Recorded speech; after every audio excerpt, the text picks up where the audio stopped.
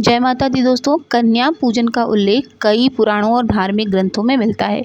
देवी भागवत पुराण, मार्कंडेय पुराण और दुर्गा सप्तशती में कहा गया है कि नवरात्रि में कन्याओं की पूजा करने से माता शक्ति प्रसन्न होती हैं और साधक को ना मनवांछित फल प्रदान करती हैं। प्रिय श्रोताओं, आज के इस वीडियो में आप इसी बारे में जानने वाले हैं। आप जानेंगे महाअष्टमी कन्या पूजन शुभ मुहूर्त, महानवमी कन्या पूजन शुभ मुहूर्त, कन्या पूजन की संपूर्ण विधि जिसमें कन्याओं और बटुक भैरव को अपने घर पर आमंत्रित करने से पहले से लेकर आमंत्रित करने, उनका विधिवत पूजा करने, उनको क्या भेंट दें और उनको विदा करते समय क्या क्या सावधानियां ध्यान में रखनी चाहिए, कौन कौन से उपाय करने चाहिए, कौन कौन से ऐसे संकेत होते हैं जब कन्या पूजन के समय ही आपको पता चल सकता है कि इस बार आपके ऊपर माँ भगवती की कृपा होने वाली है। इन सब बातों के बारे में विस्तार से जानने के साथ साथ आप जानेंगे चैत्र नवरात्रि के कलश विसर्जन और पारण मुहूर्त के बारे में भी। वीडियो बहुत ही जानकारी और महत्वपूर्ण वाली होगी। अगर वीडियो थोड़ी सी लंबी हो जाए तो इस वीडियो को आप अंत तक ज़रूर देखिएगा, क्योंकि जितनी भी मुहूर्त की जानकारी है वो आपको वीडियो के अंत में ही दी जाएगी। कन्या पूजन का वर्णन मार्कंडेय पुराण में मिलता है, जिसमें एक कथा के अनुसार जब देवी दुर्गा ने महिषासुर का वध किया तो उन्होंने बाल रूप धारण करके कन्याओं के रूप में प्रकट होकर अपने भक्तों को दर्शन दिए थे। तभी से कन्या पूजन की परंपरा चली आ रही है। रामायण और महाभारत में भी कन्या पूजन का उल्लेख मिलता है। भगवान श्री राम ने रावण पर विजय प्राप्त करने से पहले 9 दिन तक देवी की पूजा की थी और अंतिम दिन कन्या पूजन किया था। महाभारत में पांडवों ने भी अपनी विजय से पहले कन्याओं को भोजन करवाया था। हिंदू मान्यताओं के अनुसार कन्याएं स्वयं शक्ति का स्वरूप होती हैं, इसलिए उन्हें देवी दुर्गा के 9 रूपों के प्रतीक के रूप में पूजा जाता है। शास्त्रों में कहा गया है कि कन्या पूजन करने से व्यक्ति के सभी पाप नष्ट होते हैं, उससे पुण्य की प्राप्ति होती है। कन्या पूजन से घर में लक्ष्मी का वास होता है और घर परिवार में सुख शांति बनी रहती है। जो भक्त कन्याओं की श्रद्धा और प्रेम से पूजा करते हैं उन्हें माँ भगवती का विशेष आशीर्वाद भी मिलता है। और आज के समय में कन्या पूजन न केवल एक धार्मिक परंपरा है, बल्कि यह कन्याओं के महत्व को दर्शाने का भी एक माध्यम बन चुका है। कन्या भ्रूण हत्या जैसे सामाजिक बुराइयों के खिलाफ जागरूकता लाने और बालिकाओं को सम्मान देने के लिए यह एक बहुत ही प्रेरणादायक परंपरा है। कन्याओं को घर पर आमंत्रित करने की भी एक सही विधि होती है। कन्या पूजन नवरात्रि की अष्टमी या फिर नवमी तिथि को किया जाता है, जिसमें छोटी छोटी बालिकाओं को देवी स्वरूप मानकर उन्हें आमंत्रित किया जाता है। और सही विधि से कन्याओं को बुलाने से पूजा का कई गुना फल जो है वो बढ़ जाता है। कन्याओं को एक साथ बटुक के साथ बैठकर भोजन करवाया जाता है, उन्हें भी आमंत्रित किया जाता है। शास्त्रों में कहा गया है कन्याओं की संख्या 5, 7 या 11 होनी चाहिए, या 9 भी हो सकती है। और विशेष रूप से 9 कन्याएं बुलाना तो बहुत ही शुभ माना जाता है, क्योंकि वे देवी दुर्गा के 9 रूपों का ही प्रतीक होती हैं। कन्याओं को आमंत्रित करने से पहले उनकी उम्र का भी ध्यान रखना होता है। जैसे 2 वर्ष की कन्या को कुमारी कहा जाता है, जो कि बाल्यावस्था में देवी का रूप मानी जाती हैं। 3 वर्ष की कन्या को त्रिमूर्ति और 4 वर्ष की कन्या को कल्याणी यानी मंगल देवी का रूप मानते हैं। 5 वर्ष की कन्या रोहिणी अर्थात शांति और समृद्धि का प्रतीक होती है। 6 वर्ष की कन्या चंडिका यानी कि माता दुर्गा का पराक्रमी रूप होती है। 7 वर्ष की कन्या शांभवी यानी कि शक्ति स्वरूपा होती है। 8 वर्ष की कन्या को दुर्गा यानी कि महिषासुर मर्दिनी होती है। और 9 वर्ष की कन्या सुभद्रा यानी कि सौभाग्य और समृद्धि दायिनी होती है।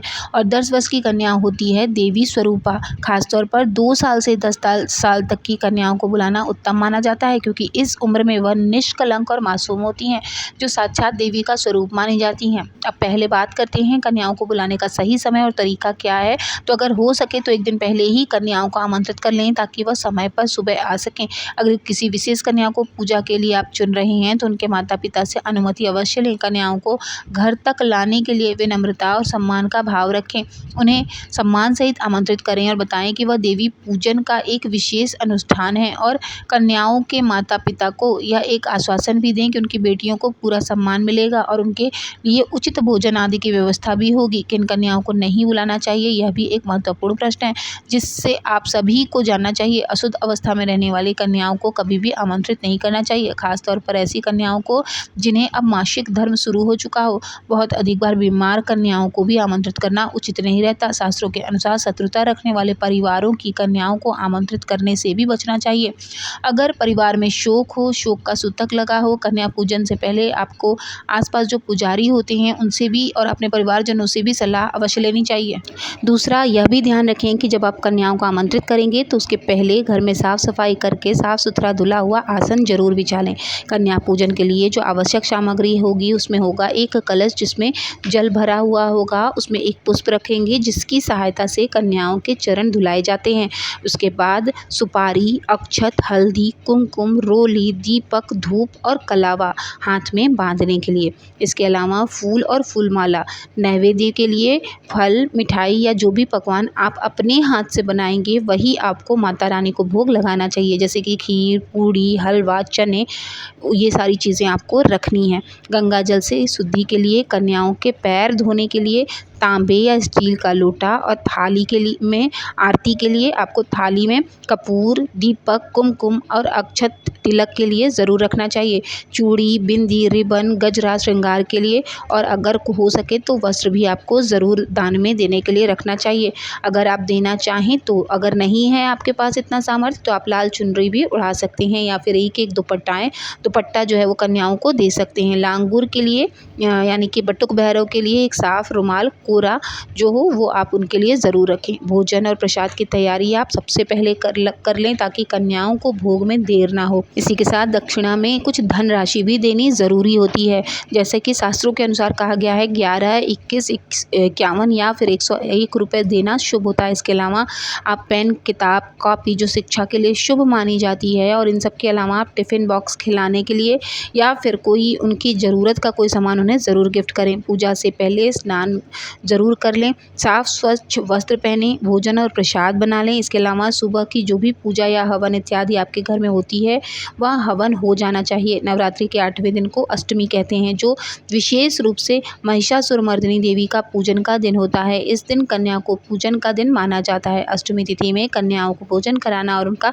पूजन खुद करना अत्यधिक पुण्यदायी होता है। नवमी तिथि, जिसे नवमी पूजन कहा जाता है, नवमी तिथि नवरात्रि का अंतिम दिन होता है और इस दिन विशेष रूप से कन्या पूजन किया जाता है।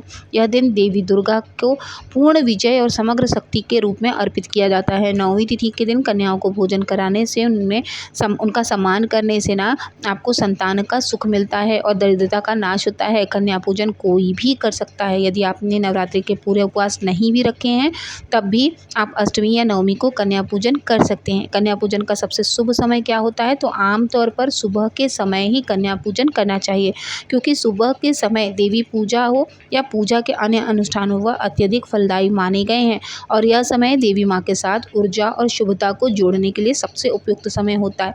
कन्या पूजन सुबह सूर्योदय के तुरंत बाद से लेकर दोपहर तक कर सकते हैं। अगर सुबह का समय ना मिले तो दोपहर का समय भी उपयुक्त माना जाता है।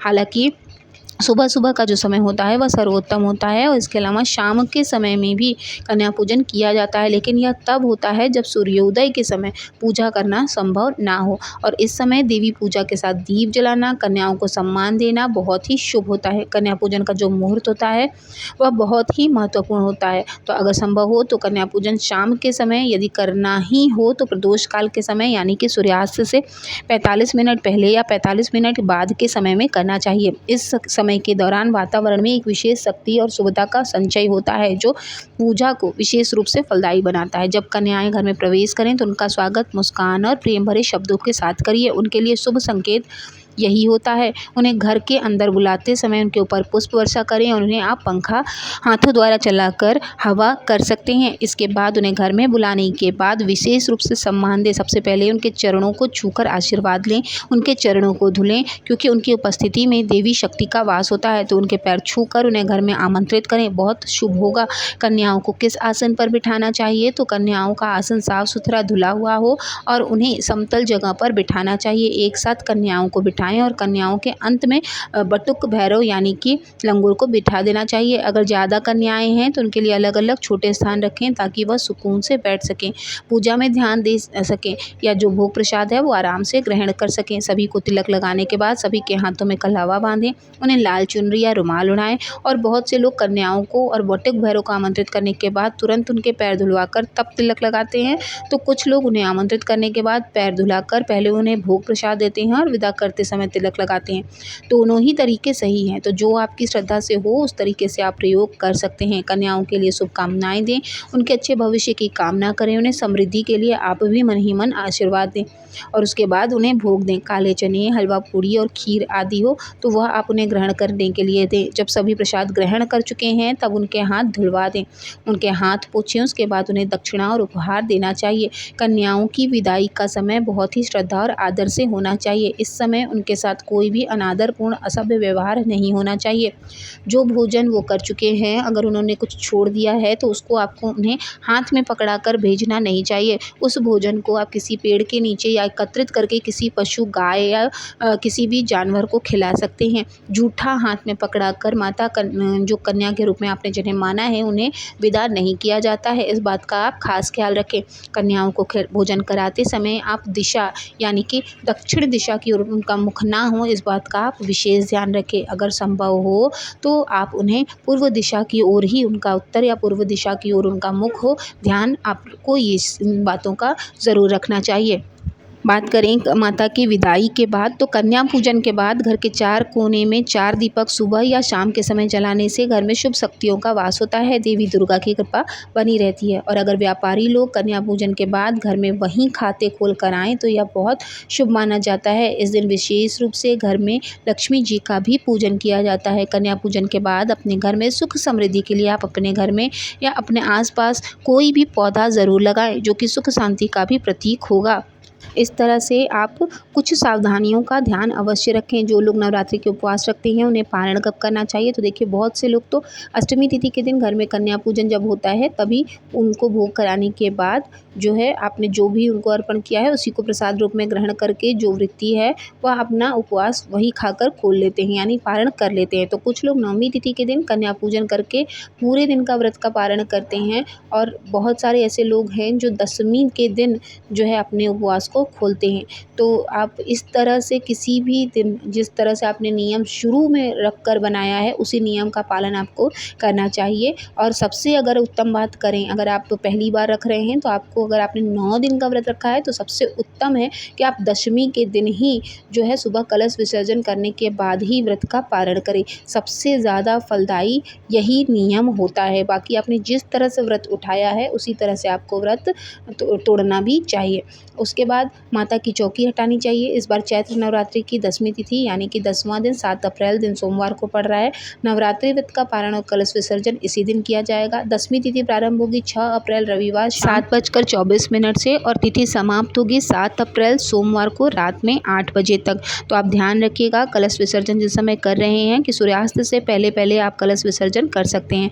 दशमी तिथि को यानी कि 7 अप्रैल सोमवार को कलश विसर्जन का शुभ मुहूर्त रहेगा सुबह 9:01 से दोपहर 12:53 तक। तो आप इस समय में विधि विधान से कलश विसर्जन कर सकते हैं। शाम को सूर्यास्त से पहले पहले तक कलश विसर्जन आपको कर देना है। अब बात करते हैं उन सब संकेतों की जिससे आपको पता चल सके कि माता रानी आपसे प्रसन्न हुई हैं या नहीं। तो कन्या पूजन के बाद अगर आपको पूजा स्थल और घर में ताजे फूल या खुशबू महसूस हो तो आप समझ जाइएगा कि देवी माँ आपके साथ हैं, या फिर आपको अगर शांति मानसिक रूप से मिलती है तो भी यह माता रानी का ही संकेत होता है। इसके अलावा अगर माता रानी अपनी शुभकामनाएं देती हैं या कोई संकेत देती हैं तो आपके बहुत पुराने कार्य जो हैं वो भी होने लगते हैं। आपको कहीं से आपकी समस्या का समाधान होना 1 या 2 दिन के बाद ही के अंतराल पर, तो भी माँ के ये संकेत होते हैं कि माँ आपसे प्रसन्न है। इसके अलावा अगर आपके चेहरे पर खुशी और संतुष्टि के भाव दिखें तो भी यह संकेत मिलता है कि देवी माँ की कृपा अब आपके ऊपर बरस रही है।